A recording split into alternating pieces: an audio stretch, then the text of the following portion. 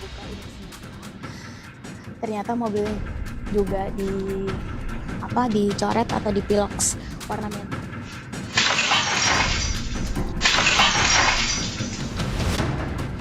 Aksi teror dan ancaman kematian menimpa sejumlah influencer dan aktivis pada akhir Desember 2025. Komisi Kepolisian Nasional atau Kompolnas mengecam tindakan tersebut dan mendesak polisi segera mengungkap pelakunya.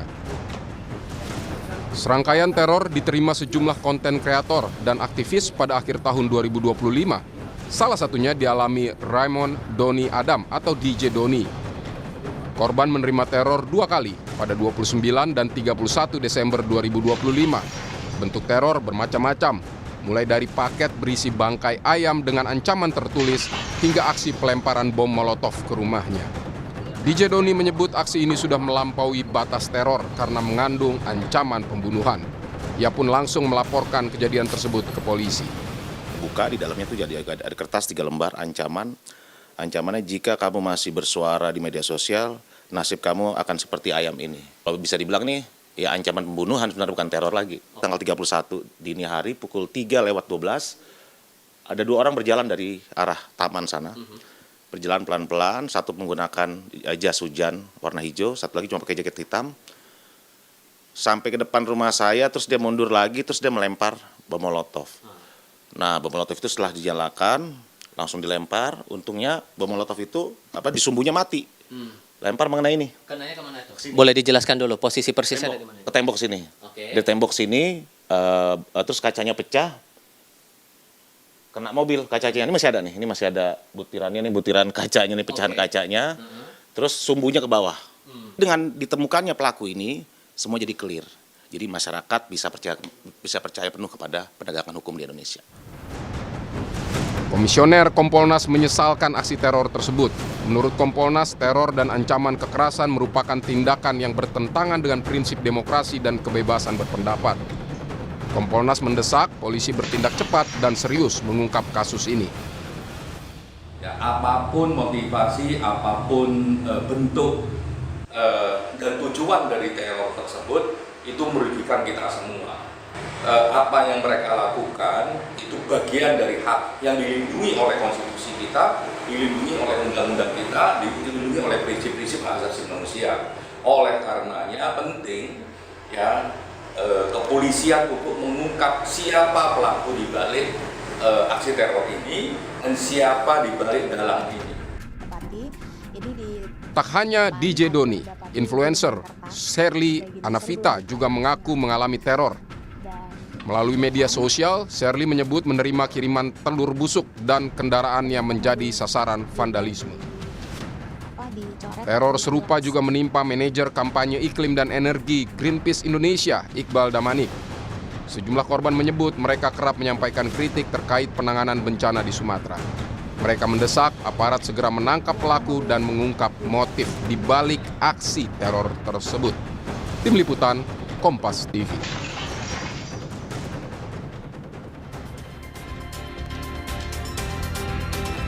Saudara, aksi teror disertai ancaman pembunuhan menimpa pemengaruh atau influencer dan aktivis pada akhir Desember 2025. Mulai dari kiriman paket bangkai hewan, kemudian vandalisme, sampai pelemparan bom molotov ke rumah korban. Komisi Kepolisian Nasional mengecam aksi ini dan berharap polisi segera bertindak.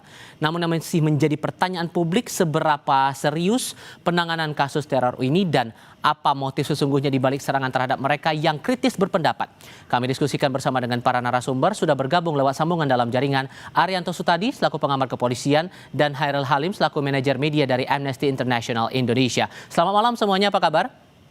Selamat malam, Pak. Selamat malam, Mas Iqbal. Terima kasih semua sudah bergabung bersama kami. Nanti di paruh kedua diskusi ini, Sherly Anavita selaku pemengaruh atau influencer yang juga menjadi korban teror akan bergabung dalam diskusi kami. Sejauh ini Sherly menyatakan bersedia untuk bergabung di Sapa Indonesia Malam. Mas Hairil, kalau membaca polanya ini kan tidak hanya terhadap Sherly, tidak hanya terhadap DJ Doni dalam paket informasi, Greenpeace, Firdian Aurelio juga mengalami hal yang sama. Anda menangkap bahwa pola teror ini yang ujung-ujungnya adalah ancaman pembunuhan ini sama atau ada hal yang berbeda dengan kasus-kasus sebelumnya? Jadi kalau kita melihat memang ini polanya sama. Ini dilakukan secara sistematis ya. Jadi menarget mereka-mereka yang kritis terhadap pemerintah. Ya, ini yang menjadi pertanyaan, kenapa orang-orang yang kritis kepada pemerintah ini menjadi target serangan, bahkan teror yang sangat serius. Jadi kami melihat bahwa tindakan teror fisik maupun teror digital yang dialami oleh aktivis Greenpeace dan juga sejumlah influencer itu karena tindakan mereka yang aktif mengkritisi pemerintah dalam konteks penanganan bencana di Sumatera. Ini yang perlu kami tekankan bahwa oleh karena itu kami meminta aparat penegak hukum untuk mengusut tuntas teror ini dan mengungkap pelakunya ke publik. Satu yang menjadi catatan kami adalah berulangnya teror semacam ini itu akibat kegagalan negara dalam mengusut teror-teror sebelumnya. Kita melihat ada teror terhadap Tempo pada tahun lalu dalam konteks rame-rame orang mengkritik pengesahan RUU TNI di DPR itu belum terungkap hingga saat ini. Itu yang perlu kita pertanyakan ke kepolisian, kenapa belum hingga hari ini belum terungkap, dan inilah yang menjadi kegagalan negara dalam mengungkap teror-teror sebelumnya merupakan Dan menurut dukungan Anda ini yang aksinya kuat. sudah mengarah ke pembungkaman suara-suara publik? Oh, sangat jelas tujuannya untuk menciptakan iklim ketakutan agar orang-orang tidak bersuara kritis terhadap pemerintah. Itu yang harus ditekankan di sini. Dan yang seperti saya bilang tadi, tidak diusut dengan tuntasnya teror sebelumnya, ini merupakan dukungan yang kuat bagi pelaku teror untuk kembali melakukan aksi mereka di kemudian hari. Dan ini terbukti dalam sejumlah rangkaian teror yang kita lihat beberapa hari terakhir, yang menimpa aktivis Greenpeace dan juga sejumlah influencer. Dan kami juga tidak melihat adanya reaksi langsung dari pemerintah mengecam ataupun memerintahkan aparat penegak hukum untuk mengusut tuntas teror ini. Nah, persoalan barunya begini, Mas. Sorry saya potong. Karena yang berbicara kritis soal hal-hal tertentu di banyak sektor ini kan tidak hanya para pemengaruh ini saja, tapi ada pihak-pihak lain. Terjadi setelah beberapa Mas hari Eril, sorry. kejadian ini berlangsung. Mas Eri, sorry saya potong. Karena yang kita cermati di sini kan tidak hanya mereka-mereka yang kita beritakan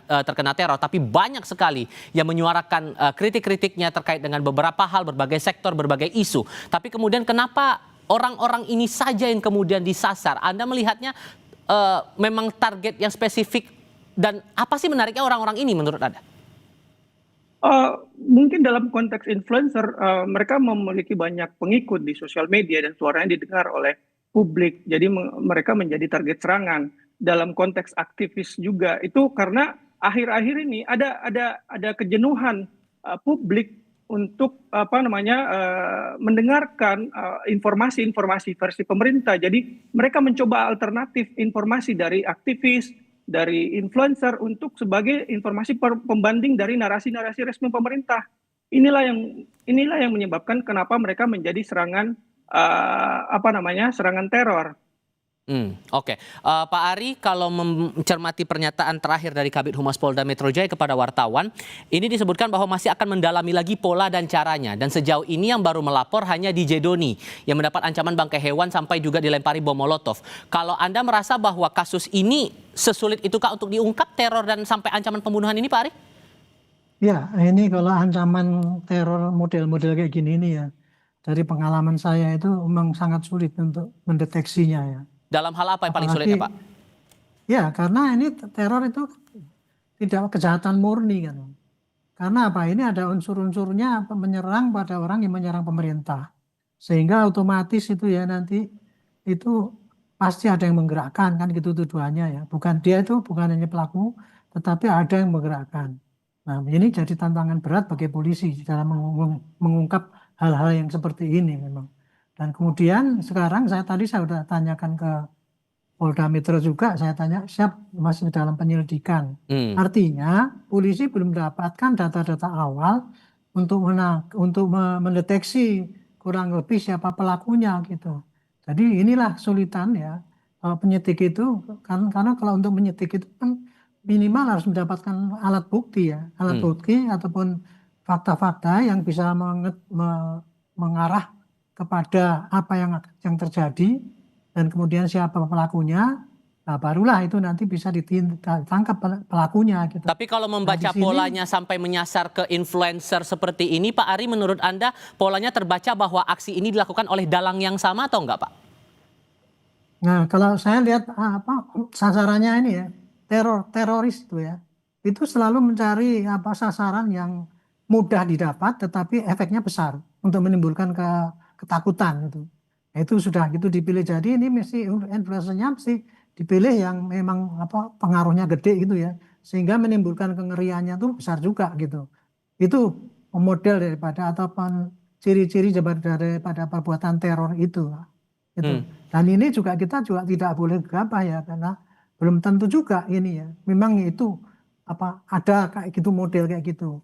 Tetapi masih banyak kemungkinan. Ini juga bisa disuruh oleh orang yang ingin menimbulkan kegaduhan ya, supaya pemerintah itu tidak tidak dipercayai oleh masyarakat ya, tidak mampu melindungi, dan itu ya ada kemungkinan juga.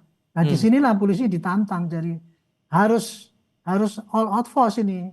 Karena kalau sampai tidak, seperti tadi Pak Halim mengatakan kan, jadi kita seakan-akan tidak mampu melindungi masyarakatnya, sehingga akhirnya ya ditiru oleh pelaku-pelaku yang lain. Kecurigaan Anda ini terorganisir atau aksi individual saja nih, Pak? Kalau saya sementara sih nggak mungkin aksi individual, Pak. Nggak mungkin. Karena itu yang disasar kan orang-orang yang itu tadi, menyerang pemerintah. Jadi itu suatu target yang empuk untuk menimbulkan kekacauan juga bisa. Dan kalau mungkin juga dari aparat pemerintah yang mungkin risau gitu ya, sehingga dia menyuruh orang lain untuk bikin kayak gitu supaya berhenti orang itu. Yang tujuannya Itu ingin membuat resah masyarakat ya, Pak? Iya, artinya gini, itu kan dengan berita-berita kayak gitu kan pemerintah kan merasa terusik ya. Karena kan merasa dikritik terus gitu. Makanya untuk menghentikan orang seperti ini kan nggak mungkin gitu. Baik. Kalau dengan cara dilarang nggak mungkin ya, paling diancam dengan teror itu. Itu Baik. bisa jadi terjadi seperti itu. Oke, Tapi Mas belum Hairil. tentu kayak gitu ya. Mas Hairil, Anda sependapat soal itu? Apakah ini aksinya terorganisir atau ini gerakan individual saja? Oh, sangat jelas ini terorganisir, dilakukan secara sistematis karena menarget orang-orang yang kelompok-kelompok yang sama, kelompok-kelompok yang aktif mengkritisi pemerintah. Jadi kita publik tidak bisa cegah untuk berpikiran bahwa pelakunya adalah orang yang sama dan dilakukan secara sistematis karena menarget orang-orang yang kritis dalam konteks penanganan bencana di Sumatera ini. Dan kita juga melihat ada beberapa imbauan dari pemerintah beberapa waktu lalu untuk tidak mengekspos kekurangan pemerintah di publik dalam konteks penanganan bencana. Apakah ada hubungannya dengan ini? Kita tidak tahu. Ini makanya menjadi tugas bagi kepolisian untuk mengungkap ini, siapa dalangnya. Jika tidak diungkap, publik akan beranggapan bahwa aparat penegak hukum tidak netral dalam menangani hal ini karena tidak ingin mengungkapnya ke publik. Oleh karena itu ini menjadi tugas bagi kepolisian untuk secara terbuka dan terang benderang membuka siapa sebenarnya aktor-aktor yang melakukan serangan terhadap mereka-mereka yang aktif mengkritik pemerintah ini. Oke, kalau kemudian betul negara kita menerapkan yang namanya setiap orang bebas untuk berekspresi dan semuanya bisa berpendapat, maka bentuk perlindungan seperti apa yang harus diberikan terutama mereka-mereka, para influencer atau para pemengaruh atau kreator konten di media sosial yang kerap menyampaikan pendapat kritisnya lewat media sosial. Kita akan bahas itu di segmen berikutnya, tetap bersama kami.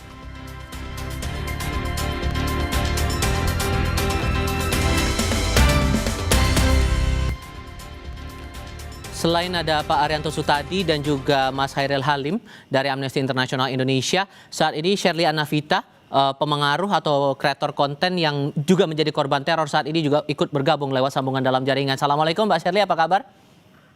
Waalaikumsalam, alhamdulillah kabar baik Mas. Terima kasih sudah berkenan memberikan waktu berbicara bersama kami kali ini. Tapi saya juga boleh tahu keadaan Anda dan keluarga setelah mendapatkan teror waktu itu gimana? Apakah masih ada teror sampai dengan sekarang? Alhamdulillah nggak ada teror. Oke, setelah dari menerima teror saat itu, Anda apakah ada rencana untuk melapor juga ke polisi, Mbak? Seperti DJ Doni? Iya, tentu saya kepikiran untuk melaporkan ke polisi. Namun setelah mempertimbangkan dan berkonsultasi kepada beberapa pihak, akhirnya saya memutuskan untuk tidak melaporkan teror yang menimpa Shirley ke pihak kepolisian, Mas Tifa. Karena yang pertama, skala teror yang Shirley terima itu belum sampai pada action yang membahayakan keselamatan. Dan atas dasar itu saya pikir tatarannya adalah masih dalam skala yang boleh jadi memperingatkan. Dan yang kedua adalah CCTV yang Sally punya sebagai bagian dari barang bukti itu harus Sally akui adalah milik tetangga. Jadi Sally posisinya belum memasang CCTV di rumah. Nah, dengan posisi CCTV itu adalah milik tetangga dan tetangga juga sudah sangat suportif, kooperatif sampai saat ini, maka saya pikir tidak perlu melaporkan ke kepolisian. Ditambah posisinya dalam 2-3 hari ke depan, saya juga akan kembali ke Aceh untuk menyalurkan bantuan bersama rumah zakat. Jadi saya pikir dengan melaporkan itu ke polisi, tentu akan banyak nanti proses yang akan tertunda. Saya pikir demikian. Adakah ketakutan tersendiri juga dari Anda, Mbak Sherly, kalau kemudian ini diadukan ke polisi? Tentu tidak. Saya pikir apa yang dilakukan oleh Bang DJ Joni itu saya pikir sudah tepat. Kalau yang terjadi di Sherly, eskalasinya itu lebih dari yang sekarang, saya pikir Sherly juga akan melakukan hal yang sama. Dan dengan pola, yang pertama pola yang serupa, yang kedua pesan yang serupa, yang ketiga waktunya yang berdekatan, maka sebetulnya ada asumsi atau ada dugaan sebetulnya apa yang terjadi di Sherly boleh jadi diorkestrasi oleh pihak yang sama dengan yang terjadi pada Bang Doni. Nah, artinya ketika Bang Doni sudah melaporkan, ketika pelakunya tertangkap atau terungkap, saya pikir itu juga akan langsung berpengaruh pada bagaimana atau teror yang terjadi di Sherly. Sherly berasumsi seperti itu, Mas Diva. Saya coba mau memastikan lagi, apakah setelah mendapat teror itu ada ancaman dari pihak tertentu yang mengarah ke Anda dan keluarga kalau ini diadukan ke polisi, Mbak Sherly? Nggak ada, Mas. Sesudah teror di tanggal 30 itu, tidak ada teror tidak ada teror tambahan atau tidak ada teror lanjutan sesudah itu. Beda dengan Bang DJ Joni kan keesokan harinya itu ada teror tambahan berupa bom molotov yang dilemparkan ke rumah. Nah, di sini nggak ada. Nah, atas dasar itu, saya pikir skala yang teror yang terjadi di Sherly itu tidak perlu dilaporkan ke polisi. Oke, Mas Khairil, dengan niat Mbak Sherly tidak melaporkan itu ke polisi, apakah Anda dari perspektif Anda inilah yang diinginkan sesungguhnya dari pelaku teror itu?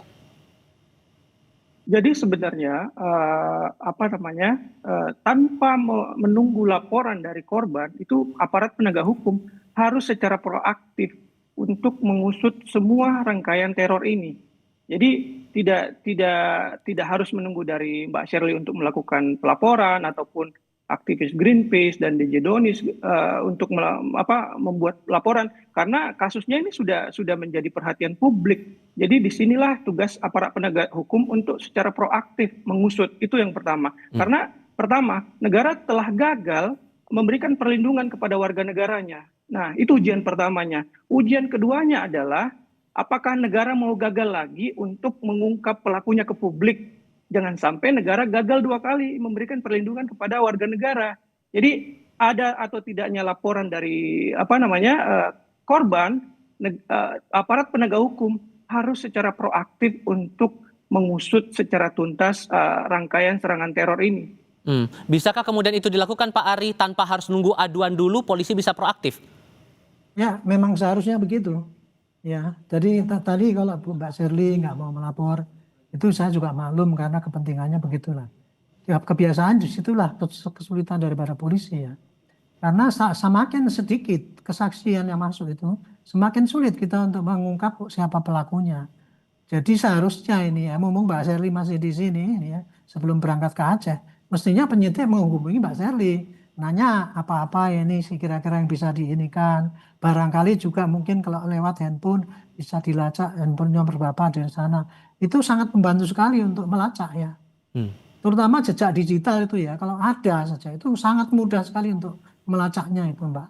Jadi saya harapkan mudah-mudahan sebelum Mbak pergi nanti itu sudah ada polisi yang menghubungi Mbak gitu.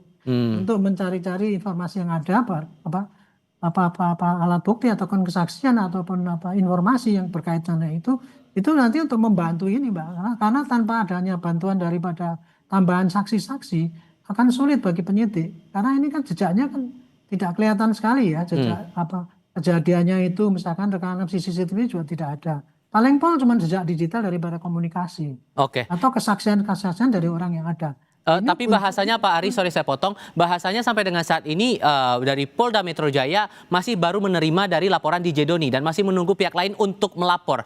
Kesan bahwa ini tampaknya, ada kesan bahwa polisi tampak hati-hati sekali di sini untuk proaktif langsung mengecek siapa-siapa saja pihak-pihak mengalami teror serupa. Ini gimana membaca itu? Itu bukan kehati-hatian kalau itu. Kalau menurut saya sekarang polisi begitu dengar kayak gini harusnya malam ini juga anggota polisi ada datang ke tempatnya Mbak Sherly itu terus tanya informasinya. Nggak harus dipanggil, nggak harus nunggu harus laporan. Kalau laporan kan habis waktunya. Lagi pula kan kepentingannya juga akan terganggu. Tapi mestinya polisi yang proaktif. Karena ini menjadi tantangan daripada polisi. Kalau sampai tadi ya kita nggak bisa ngungkap, itu dianggap kita itu nggak bisa melindungi warga negara lah, kemudian ada kesengajaan lah. Baik. Itu bisa jadi tudingan itu ke situ. Makanya ini mumpung ini ada di TV, mudah-mudahan ada polisi yang denger gitu ya. Nanti habis ini atau kalau perlu Pak Sherly telepon aja ke polisi Mbak. Jadi Mbak ngasih informasi gitu. Oke. Polisinya diundang ke tempat Mbak pasti mau Mbak kalau itu. Oke. Saya kira itu pendapat saya. Oke, Mbak Sherly, dengan kasus semacam ini kasus pertamakah atau sebelumnya Anda pernah mengalami hal semacam ini juga? Mbak Sherly?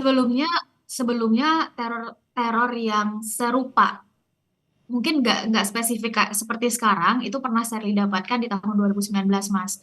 Sherly ingat saat itu Sherly ikut hadir memberikan pendapat atau opini atau pandangan terhadap pemindahan ibu kota di salah satu stasiun televisi, di salah satu program di salah satu stasiun televisi. Nah, sesudah itu nggak lama kemudian, memang Sherly mendapatkan kiriman tanpa nama tujuan, nama penerimanya, dan yang mengirim gitu.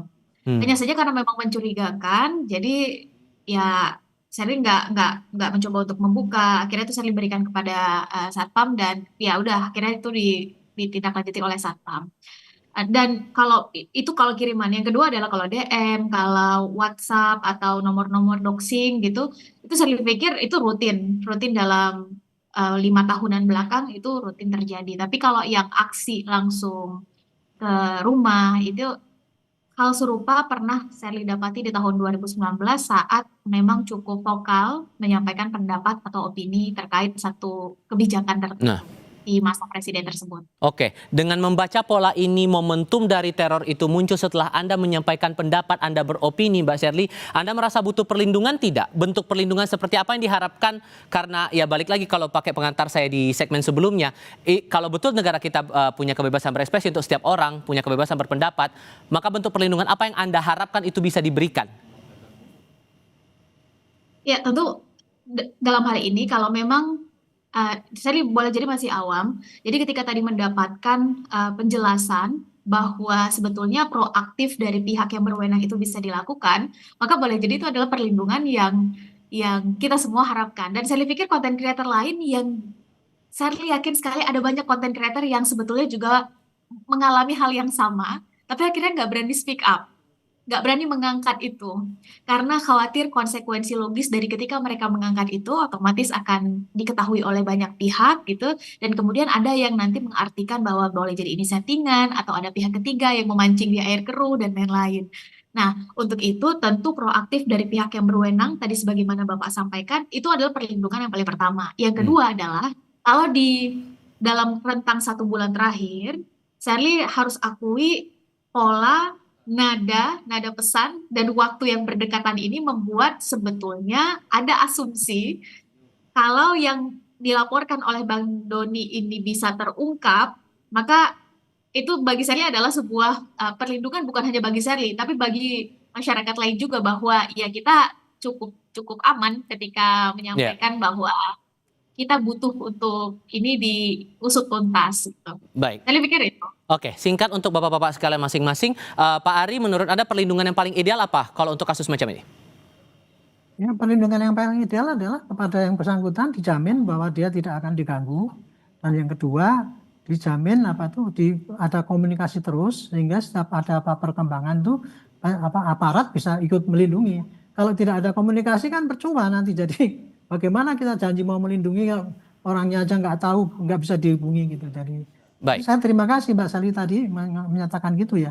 Kalau bisa tolong Mbak teleponnya Mbak kasih saya lewat Mas Tifa. Nanti saya akan teleponkan pada anggota saya, polisi yang masih dinas untuk menghubungi Mbak gitu. Sehingga Mbak nggak usah repot-repot dipanggil atau melapor. Tapi polisi akan sangat berterima kasih kalau mendapatkan informasi yang tambahan dari Mbak itu. Baik. Karena itu satu-satunya kesempatan yang bagus untuk bisa melacak ini.